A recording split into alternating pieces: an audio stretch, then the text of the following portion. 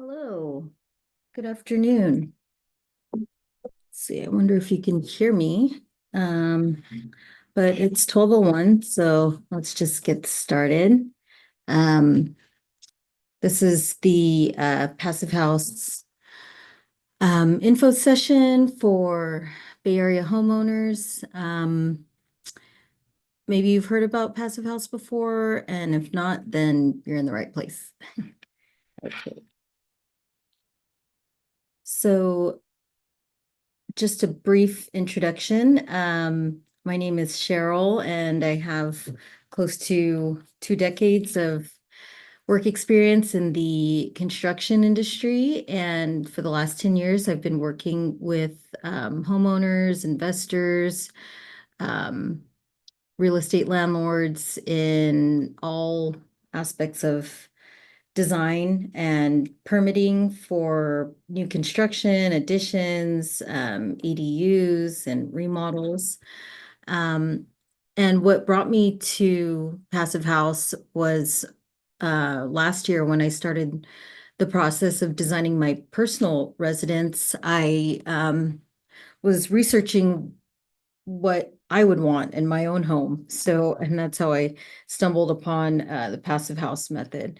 And what it is, what separates it from other, green building practices that you might have heard from, is that it sets a performance standard, a measurable outcome that you can actually test. So let's get into this. Let's go to the next slide. So this webinar should last maybe 10 minutes from this point, or 10 to 15 minutes, but we'll go over the 5 key principles in Passive House construction. And the goal of Passive House is to create environment or building environments that are comfortable and healthy and reduce your energy loads on the grid. So what is Passive House? So passive has been a term that's been used, loosely in the design world. In the 60s or 70s, there was a movement of the Passive House design movement where, and they actually taught us this in architecture school, where you design buildings that can use solar radiation or heat from the sun to be stored within building elements of your home. And then from there, in the cooler times of the day that the heat gets let or emitted from those components or thermal masses to help keep your house warm. So at night. But the problem with this type of method is that it doesn't apply to all climate regions in wherever you are in the world. And you can't predict how hot or how cold it will be in a passive solar type home. So with Passive House design, we're increasing or creating a system within your home that's predictable and you can depend on the performance. So next is a quick video that that explains the Passive House method.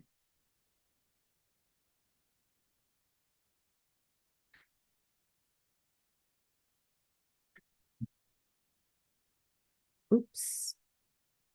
Sorry, it is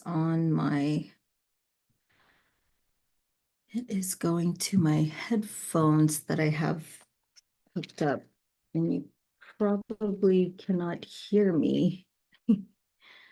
Let me undo this and okay. Does your house have a heater in the basement or maybe a fireplace? Probably also a central air conditioner or maybe a window unit. Did you ever wonder if it was necessary? In 1991, Dr. Wolfgang Feist built the first passive house in Germany based on research from all over the world. Here's what he did. 1. Proper insulation. It's just like wearing the right winter jacket. It also doesn't need a heater. 2.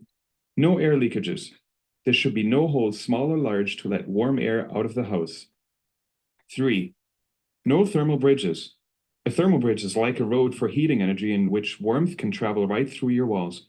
As a matter of fact, most of our houses have thermal highways in our walls where heat can easily travel to the outside. Plus, the house needs proper windows, most of the time with triple pane glass, and it needs to be oriented properly so the sun can heat it in the winter and the shade is provided in the summer. And it uses an HRV, a device that provides the inside with fresh air without letting the heat out. Add all these things up, and it turns out your house doesn't need a heater or an air conditioner. So where does the heat come from? A passive house needs 90% less energy, and that can easily be supplied by your body heat, the sun, your appliances, light bulbs, and even your TV. This saves you a lot of money on your heating bill and helps preserve the environment.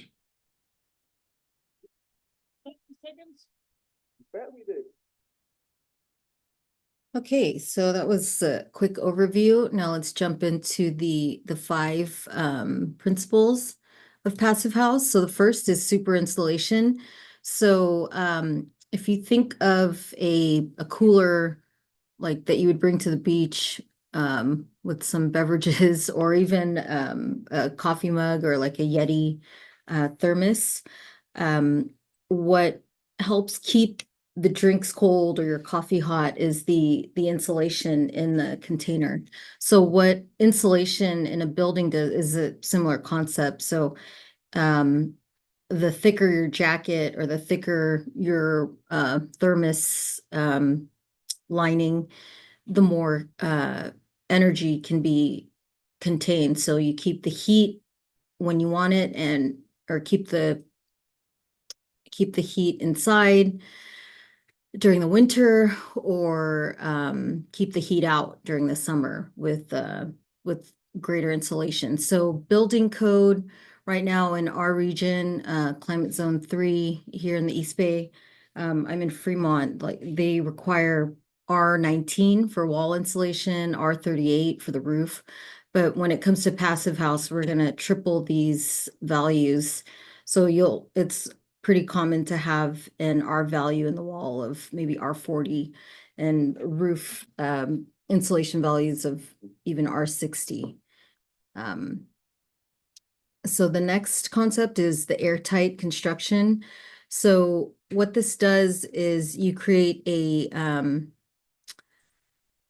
whenever you buy a coffee mug, you don't want the coffee to to leak out. So in a sense, air is you can look at it as a fluid and you don't want the air to leak out of your home or building since that causes draft and you can't control the air.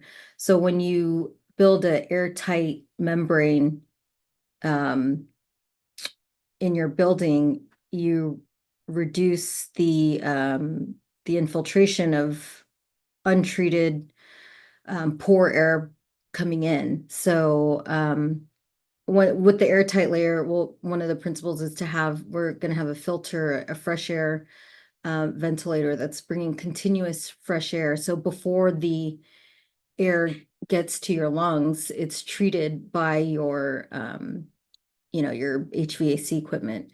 So and this is actually great during we notice this more in fire seasons when there's smoke in the air, you can smell it in your home, and you want to have your mechanical equipment treat the air and not your personal body.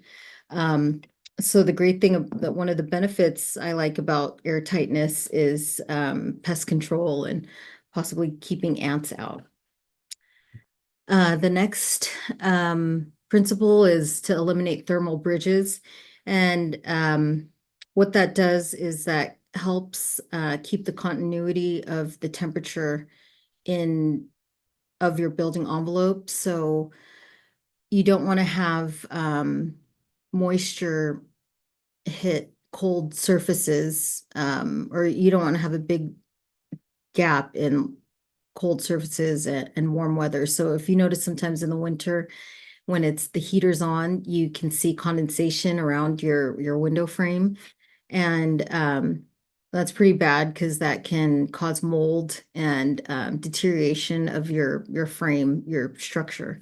So we look at this in detail in Passive House and try to look at areas where there could be possible points where heat can escape. And it has to do with the insulation layer and how much you're insulating and how efficient it once you have if you have no thermal bridges, it makes for a more efficient building envelope. And in relation to that, there's then leads into the next principle with high performance windows. So if you think if you had like an opening here in your thermos with a window, that's a potential location for heat to get out and make your coffee cold. So same thing with your house. If you have, I mean, we need windows for our health and enjoyment and also for code. But in this case, with the Passive House, we want to choose windows that are high performance, maybe 2 or 3 triple pane, 3-pane glass. And we also want to choose windows that have a low E rating or solar and control the solar gains in that specific location. So in Passive House, we look at, okay, where are your windows located? How are they oriented to the sun? Are they going to gain too much heat or enough? Should we shade it? It's this helps with the overall performance and eliminate that thermal bridge potential around windows. And the final principle is your heat recovery, ventilation, or energy recovery. And what this does is, like I mentioned in the air tightness portion, is these are the lungs of your building or your house. So air gets filtered before reaching the interior. And also with an ERV, it'll also bring in stale air, or it'll recirculate the air inside your home. And it'll intake it, filter it, and then put it back out. And also, I believe with the ERV, you can control the humidity levels of your interior environment. So if you notice in the wintertime, sometimes when we have the heaters on here, it creates a dry air environment, and that could cause like dry skin, dehydrated mucous membranes, and which could lead to you're more susceptible to getting a cold, and it's just uncomfortable. So that is the HRV. And it's the key takeaways is with the Passive House design, because you have a more high performing building envelope, you can reduce your requirements to heat or cool your interior space. So that leads to a more comfortable environment and a more healthier indoor air quality. Not to mention filtering out the harmful particulates in the air like smoke and smog, and then allergens too. And by reducing your energy load, you reduce your impact on or your carbon footprint and your energy bill. So, a lot of times people just install solar panels on their roof, but that doesn't take into account how much you're consuming. So with Passive House, we're reducing our consumption and potentially creating a home that can be off grid in the middle of, your neighborhood. So if you have any further questions or just want to get some more info on how Passive House can apply to your home, there's ways to remodel an existing home. Doesn't necessarily have to be new construction.